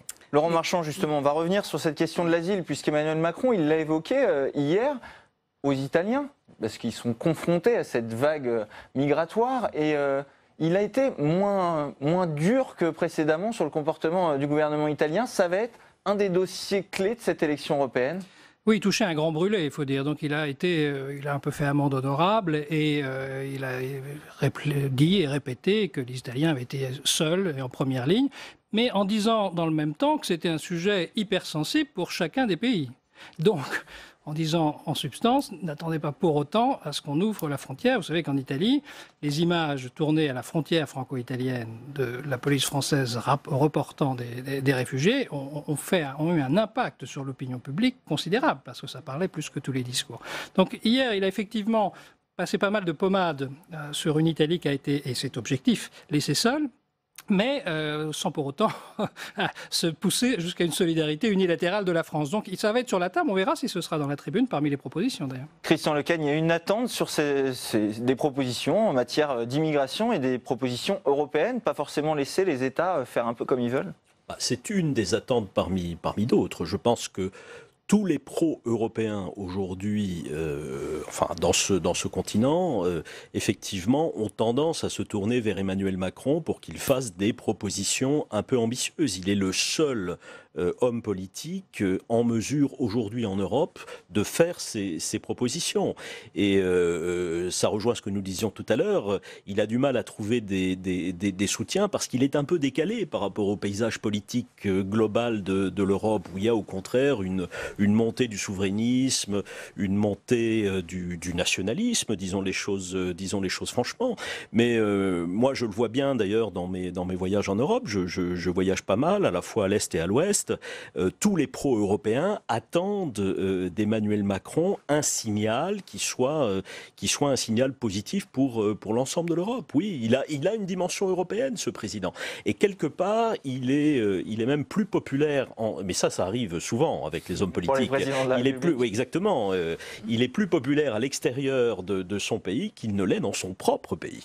Karine Gloanec-Morin, sur cette thématique migratoire, quelle réponse de l'Europe? Est-ce qu'il faut une réponse plus forte de l'Europe unie sur cette question? Écoutez, depuis 2014, le groupe auquel j'appartiens demande qu'il y ait une organisation plus européenne de l'accueil des réfugiés. Et donc, ça n'est pas une nouveauté que Emmanuel Macron demande. Je crois qu'il appelle ça une académie européenne de l'immigration. Ça n'est pas du tout une nouveauté. C'est quelque chose qui est demandé déjà depuis 2014, avant la crise de 2015. Donc, avec une conscience que ce sujet doit être traité au niveau européen et dans une protection aussi. Est-ce que lui, au niveau français, est un exemple de l'accueil des réfugiés Justement, on peut se poser la question. Il le demande au niveau européen et puis quand il s'agit d'accueillir 70 personnes qui sont bloquées dans un navire en pleine mer, il n'ouvre pas ses ports. Donc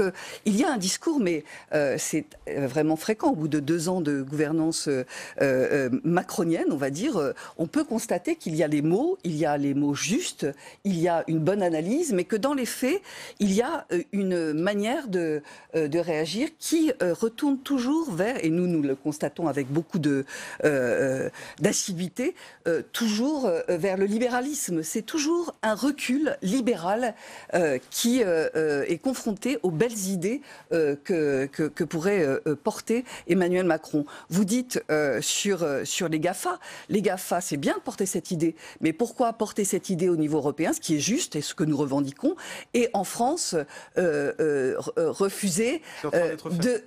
Non, et en France, bien sûr, ça a été fait sur les GAFA, sur les groupes Internet, mais par contre, quand on s'adresse aux Français, renoncer à l'ISF, ça c'est impossible et c'est pourtant du même ressort de la justice fiscale.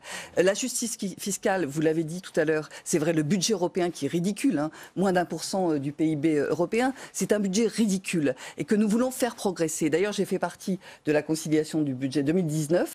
Les 2 États, et c'est assez étonnant, les 2 États qui ont refusé d'activer un outil du mécanisme financier du règlement financier européen qui permettait de reporter des financements de 2017 à 2019, ce sont les 2 États qui ont refusé, c'est la France et l'Allemagne. Alors il y a de belles idées avancées, mais dans les faits, moi, je peux vous dire que la France n'est pas aussi vertueuse. Vous me permettez simplement, vous avez raison de dire que la politique d'Emmanuel Macron en matière migratoire est beaucoup plus prudente que ce que l'on dit parfois, parce qu'il a des mouvements d'opinion publique qui l'obligent à le faire. Mais ça n'est pas libéral, justement. Les libéraux, eux, seraient favorables à ce qu'il y ait des grands flux de migration. Les libéraux ne sont pas favorables au fait de contrôler les frontières. Donc pourquoi je dis ça? C'est parce qu'il ne faut pas diaboliser ce mot libéral. Ryan Nezat, on évoquait l'opinion publique. Est-ce qu'on peut aller aux élections européennes en prônant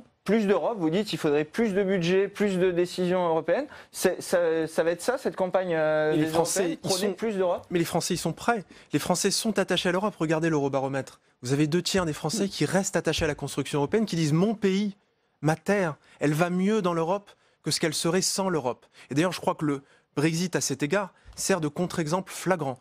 En revanche, ce que disent aussi les Françaises et les Français, c'est au 4/5e, ils sont pessimistes pour l'avenir de cette Europe, parce que les bonnes décisions ne sont pas prises. Je rebondis juste sur l'asile. D'abord, il faut distinguer l'asile de l'immigration de droit commun. Absolument. On parle ici d'une politique européenne en matière d'intégration et d'accueil des demandeurs d'asile et des réfugiés, pas des immigrés économiques. S'agissant de l'asile, quelle est la situation aujourd'hui? Vous la connaissez. Vous avez une seule convention de Genève de 51 qui régit l'accès au statut de réfugié et d'apatride, et vous avez 27 interprétations, ou 28, avec le Royaume-Uni dans l'Union européenne. C'est évidemment intolérable. Il faudra demain avoir une agence commune sur l'asile qui édicte des recommandations pour avoir des critères harmonisés d'examen de ces demandes d'asile, qu'on n'ait pas des divergences incroyable comme aujourd'hui. Il faudra avoir des moyens sur l'intégration, des financements. Aujourd'hui, il y a le FAMI, le Fonds Asile, Migration et Intégration, qui existe. De mémoire, c'est 500 millions d'euros. 500 millions d'euros. Il a progressé. Tout à fait, mais pas assez.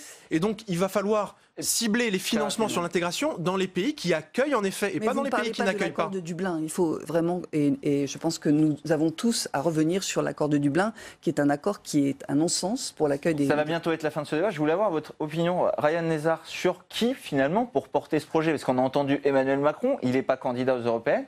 Est-ce qu'Agnès Buzyn, son nom circule beaucoup, ferait une bonne candidate pour les élections européennes? Alors Emmanuel Macron n'est pas candidat, ça je vous le confirme. Non, moi je ne me livrerai pas au jeu du commentaire. En tout cas, ce que je peux vous assurer, c'est qu'on aura sur cette liste 79, ça a été dit dans le reportage, ce n'est pas une tête de liste, c'est tout un ensemble de candidates et de candidats, 79 personnalités qui seront convaincues par cette Europe et qui feront campagne parce que c'est notre avenir qui est en jeu. Merci à tous les quatre d'avoir été mes invités. C'est déjà la fin de ce débat. Et enfin, c'est le prochain grand texte examiné au Sénat. La loi mobilité arrive cette semaine en commission à la Chambre haute. Et les élus du Palais du Luxembourg comptent peser sur ce texte avec déjà 600 amendements déposés. Les enjeux de ce projet de loi vous sont présentés par Marie Brémaud. Ce sont déjà 624 amendements déposés ici au Sénat. Et les enjeux sont importants puisqu'il s'agit d'écrire le cadre général des politiques de mobilité pour les 10 ans à venir, même si au Sénat on pousse le gouvernement à avoir une vision plus lointaine et à s'engager sur 25 ans. La grande incertitude de ce projet de loi mobilité concerne le financement. À partir de 2020, il manquerait 500 millions d'euros chaque année pour financer les infrastructures et les politiques publiques en matière de transport. Le Sénat propose de flécher l'intégralité de la hausse de la taxe sur les carburants, soit la TIPCE, la taxe intérieure de consommation sur les produits énergétiques, vers le financement des infrastructures de transport. Une disposition à laquelle la ministre des Transports n'est pas défavorable, mais qui n'a pas les faveurs de Bercy. Autre point du texte en débat, la gouvernance en matière de transport. Les sénateurs veulent donner encore plus de marge de liberté et de décision aux élus locaux, c'est-à-dire aux régions et aux intercommunalités. Jusqu'à l'examen en séance à la mi-mars, les sénateurs espèrent négocier avec l'exécutif plusieurs dispositions. Et on prend la direction de la salle des conférences du Sénat, où Tam Tranui se trouve aux côtés du rapporteur du texte, le sénateur Les Républicains de la Vendée, Didier Mandelli. Oui, Didier Mandelli, beaucoup d'acteurs du secteur et aussi beaucoup de sénateurs jugent que le principal problème de la loi LOM, c'est son financement. C'est vous aussi votre grande inquiétude ? Oui, c'est le premier constat que nous avons pu faire après le dépôt de ce projet de loi ici au Sénat en novembre. Nous avons tenté d'y remédier. Oui, vous avez notamment choisi de flécher la TICPE, c'est-à-dire la taxe sur les carburants, vers l'Agence de financement des infrastructures de transport de France, l'AFIT. Oui, entre autres, puisque ce financement, en réalité, il était prévu à la suite de l'abandon de l'écotaxe, puisque un prélèvement de 2 centimes sur les véhicules perso et 4 centimes sur les poids lourds était destiné à financer justement cette carence liée à l'abandon de l'écotaxe. Et en réalité, ce produit représente aujourd'hui 1,9 milliard d'euros et l'AFIT ne s'envoie t'octroyer que 1,2 million. 200 millions, 1,2 milliard. Donc nous, on vient réaffecter les 700 millions d'euros manquants à l'AFIT tout simplement, comme c'était prévu à l'origine en 2015. Vous regrettez l'abandon de l'écotaxe. Vous jugez qu'il aurait fallu trouver un moyen de taxer au moins les poids lourds étrangers ? Alors, on n'a pas de regret à avoir. C'est la décision qui a été prise à l'époque, qui nous a encore coûté sur le budget de l'AFIT d'ailleurs un peu plus de 350 millions d'euros en 2018 et encore quelques dizaines de millions d'euros en 2019. Taxer les poids lourds étrangers, oui, ça n'est pas possible sur le plan du droit européen. En tout cas, l'objectif, dans ce que nous allons proposer à nos collègues dans les jours qui viennent, en commission et en séance, c'est de trouver les financements qui permettent d'assurer un aménagement du territoire digne de ce nom, avec l'ensemble des moyens nécessaires à la mobilité de nos concitoyens. Oui, justement, l'aménagement du territoire, c'est une question qui est au cœur de la crise des Gilets jaunes.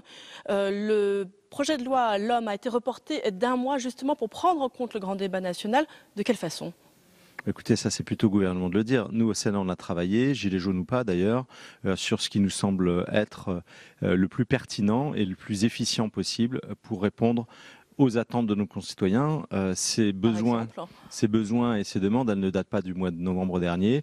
Elles sont récurrentes depuis longtemps en termes d'aménagement du territoire.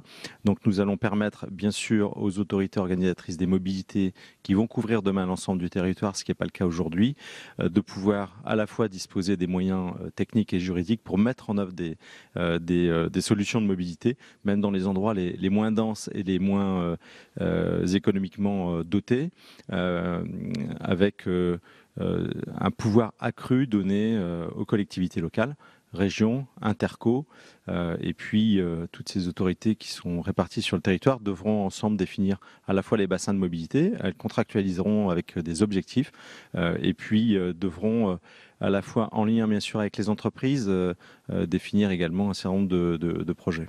On le disait, ce texte va être examiné en commission cette semaine. Dans quel climat travaillez-vous avec la ministre des Transports, Elisabeth Borne? On dit que c'est plutôt bienveillant et que même la ministre compte sur le Sénat pour rétablir le texte. Oui, bien sûr, parce que en fait, ce projet de loi est le fruit à la fois des assises de la mobilité, donc où un grand nombre d'acteurs ont été associés à la concertation. Le texte a été, je le regrette un peu, édulcoré et est passé sous les fourches codines à la fois de Bercy et du Premier ministre. Nous avons tenté, nous, en lien étroit avec la ministre, de réintroduire un certain nombre de dispositions et de travailler vraiment dans le sens de l'intérêt général. Bien, merci beaucoup Didier Mandelli d'avoir répondu à mes questions. Merci Tam. Et comme chaque semaine, place à notre rubrique Sénateur à domicile où nous suivons un parlementaire dans son département. Aujourd'hui, c'est Dany Wattebled, sénateur Les Indépendants du Nord, que nous avons suivi sur la sécurité des passages à niveau. Une solution a été développée dans le Nord, mais la SNCF n'a pas retenu le projet. Reportage de Fabien Recker. Le drame remonte au 13 juin 2015. Ce jour-là, un jeune de 16 ans est tué par un train sur un passage à niveau de Bézieux dans le Nord. C'est le deuxième accident mortel cette année-là. Le passage est désormais condamné. On a demandé à la SNCF de bien vouloir fermer ce passage à niveau puisqu'il était dangereux. On ne pouvait pas expliquer pourquoi ces gens s'étaient engouffrés dans ce passage à niveau. La France compte 15 000 passages à niveau. 160 sont considérés comme accidentogènes. Pour le sénateur du Nord, Dany Wattebled, la solution pour prévenir de nouveaux drames pourrait venir de l'école centrale de Lille. Entouré de 7 élèves ingénieurs, un directeur de PME informatique à la retraite a développé un système simple qui fonctionne à l'aide de capteurs. Donc ici, sur un passage à niveau, on a 2 capteurs à l'entrée et 2 capteurs à la sortie. Lorsque la voiture passe au-dessus du premier capteur, elle est détectée et le système se met dans un état d'alerte jusqu'à ce que la voiture franchisse le passage à niveau et soit détectée par le capteur en sortie. À ce moment-là, on est sûr que la voiture est passée et donc le système revient dans son état normal. Pour son concepteur, le dispositif, baptisé Dopna, a de nombreux avantages. Il ne touche pas au matériel existant et ne demande donc pas de travaux d'infrastructure. Par ailleurs, il fonctionne à tout moment, que les barrières soient fermées ou non. Autre point fort, son coût. On estime à 50 000 € l'équipement d'un passage à niveau au regard des équipements qui se font actuellement à l'étranger, entre 300 et 400 000 € par passage à niveau. En 2016, Philippe Dubois a présenté une maquette à SNCF Réseau.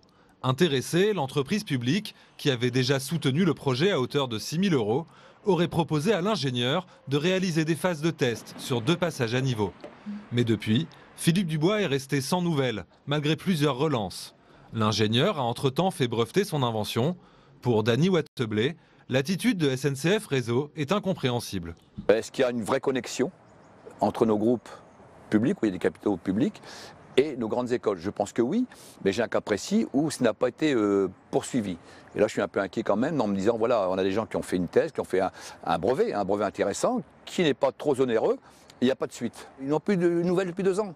Expliquez-moi pourquoi. On pourrait revenir chez eux en leur disant, effectivement, votre procédé n'est pas bon, il coûte trop cher, et là, il n'y a même pas de réponse. Rien, silence radio. Expliquez-moi. Dany Wattebled, voilà une occasion manquée de développer une solution française. SNCF Réseau affirme de son côté que le coût avancé par les ingénieurs lillois n'intègre pas le dispositif d'alerte du conducteur du train par un centre de contrôle. La compagnie teste actuellement d'autres systèmes, américains ou japonais notamment, pour un coût d'équipement entre 300 et 500 000 € par passage à niveau.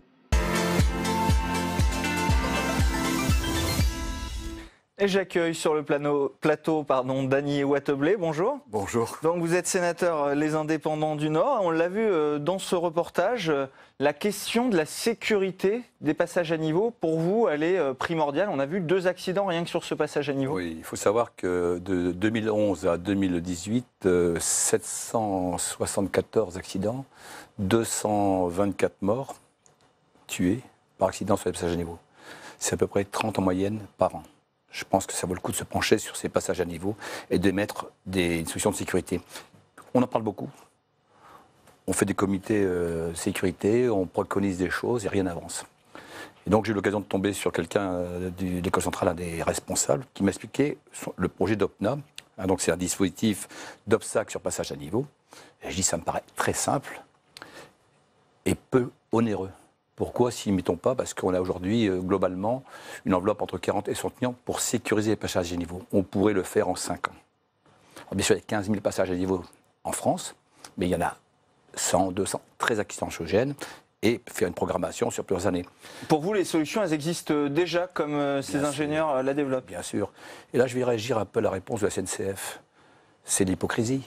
Quand on vous dit que le procédé ne prend pas en compte la transmission, mais dans toutes les process, c'est la même chose. Là, c'est un procédé très simple et qui permet une liberté d'action de la SNCF. Soit on envoie un PC, soit on prévient le conducteur, donc la SNCF est libre de le faire. Et dans tous les cas de figure, il faudra toujours quelqu'un qui soit là pour faire une opération. Donc c'est un faux fuyant de la SNCF. Et puis dans la correction des gens quand même, ils ont financé le projet, ils auraient pu redire aux gens, effectivement, votre process n'est pas ce que l'on veut. Mais je pense qu'il y a quand même un non-dialogue. Il devait y avoir 2 essais de fait, un à Dieppe et un en région lyonnaise, qui n'ont jamais eu lieu, alors qu'ils sont venus sur place à Lille, au port fluvial, voire très intéressés par le projet. Je me demande de qui on se moque. Pour vous, il faut que la SNCF, finalement, privilégie des solutions françaises développées par des ingénieurs? Alors, je ne dis pas qu'il faut privilégier des solutions françaises, mais au moins être à l'écoute. On a la chance d'avoir des grandes écoles qui sont là, qui font des belles choses. On est les rois, nous, pour ne pas développer nos process. Et ces gamins-là, on peut peut-être partir à l'étranger un jour, trouver une autre solution différente, et on le fera réimporter. Je pense qu'il y a une non-observation. Bon, alors on prend un cas précis, hein, c'est la SNCF. C'est peut-être le grand bazar, mais moi je trouve que c'est inadmissible de ne pas répondre, au moins de s'intéresser au process. On parle de moins de 50 000 €, 4 capteurs, une télétransmission et une caméra. C'est le projet le plus simple au monde. Alors peut-être que c'est tellement simple que ça ne leur convient pas.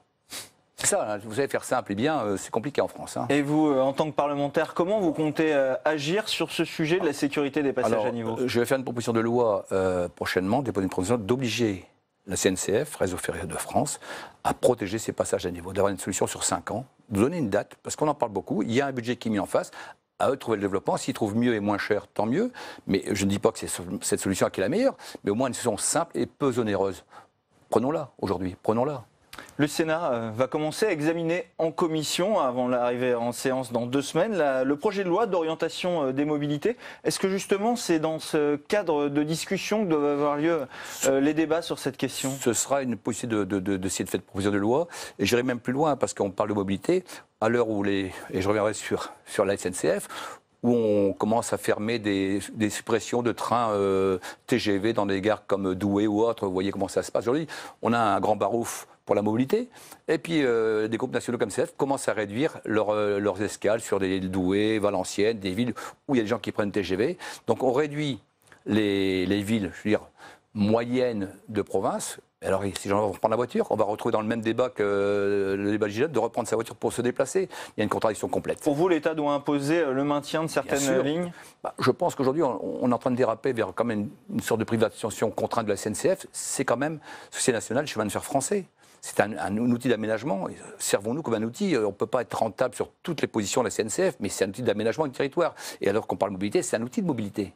Il faut le respecter. Donc, commençons pas à supprimer des TGV sur des dessertes de villes intermédiaires. Sinon, on va repartir comme on a fait dans le temps. On avait un réseau SNCF extrêmement brillant, régional. On a supprimé des trains de région. On les a transférés après aux régions pour qu'elles prennent les TER. Non, écoutez, il faut... Est-ce qu'on a les moyens d'entretenir finalement toutes ces lignes moyennes ou petites lignes? On entend beaucoup de petites lignes où le réseau finalement n'a pas été entretenu depuis des années, ce qui fait que maintenant ça coûterait très cher. Oui, mais il faut reprendre la priorité. Il ne faut pas aller dans tous les sens. Il y a quand même des axes importants qui permettent justement de ne pas prendre les axes autoroutiers. On entretient nos routes à côté. Hein. Il y a un argent pour les routes. Revenons à des lignes de transport par le rail, avec des points de regroupement, vous voyez, comme on appelle les gares pôles d'échange. Regroupons là les voitures avec des pôles d'échange, des gares pôles d'échange, des parkings pour que les gens puissent prendre le train. Et là, on rabat, c'est un système assez facile. Et voyons le centre d'intérêt, il faut faire ça partout. Mais il y a des centres-bourgs, des villes phares de région sur lesquelles on a besoin de ce réseau ferré. Et pour financer tout ça, il faut faire quoi? Des nouvelles taxes? On a vu que la taxe carbone, ce qu'elle avait provoqué avec les gilets jaunes. On a déjà loupé l'écotaxe. Quand on a fait l'écotaxe, on aurait pu. La Bretagne ne l'en voulait pas, mais les autres régions de France pouvaient l'avoir, l'écotaxe. Le Nord, je dis des régions frontalières, pouvaient avoir l'écotaxe. Je pense que quand on veut, on peut trouver toujours les moyens financiers. Pour autre chose, on trouve les moyens financiers. C'est de mettre sur la table, voilà, faire une programmation dans le temps. On ne peut pas tout payer le même jour, mais avoir une vraie volonté de retrouver ce réseau ferré français qui était quand même à la pointe. On pouvait aller avoir dans le temps partout, pratiquement avec le train. Bon, c'est vrai qu'on peut desservir des zones très éloignées, mais on peut faire des rabattages sur des points de parking. Merci beaucoup, Dany Wattebled, d'avoir été notre invité. C'est la fin de cette édition.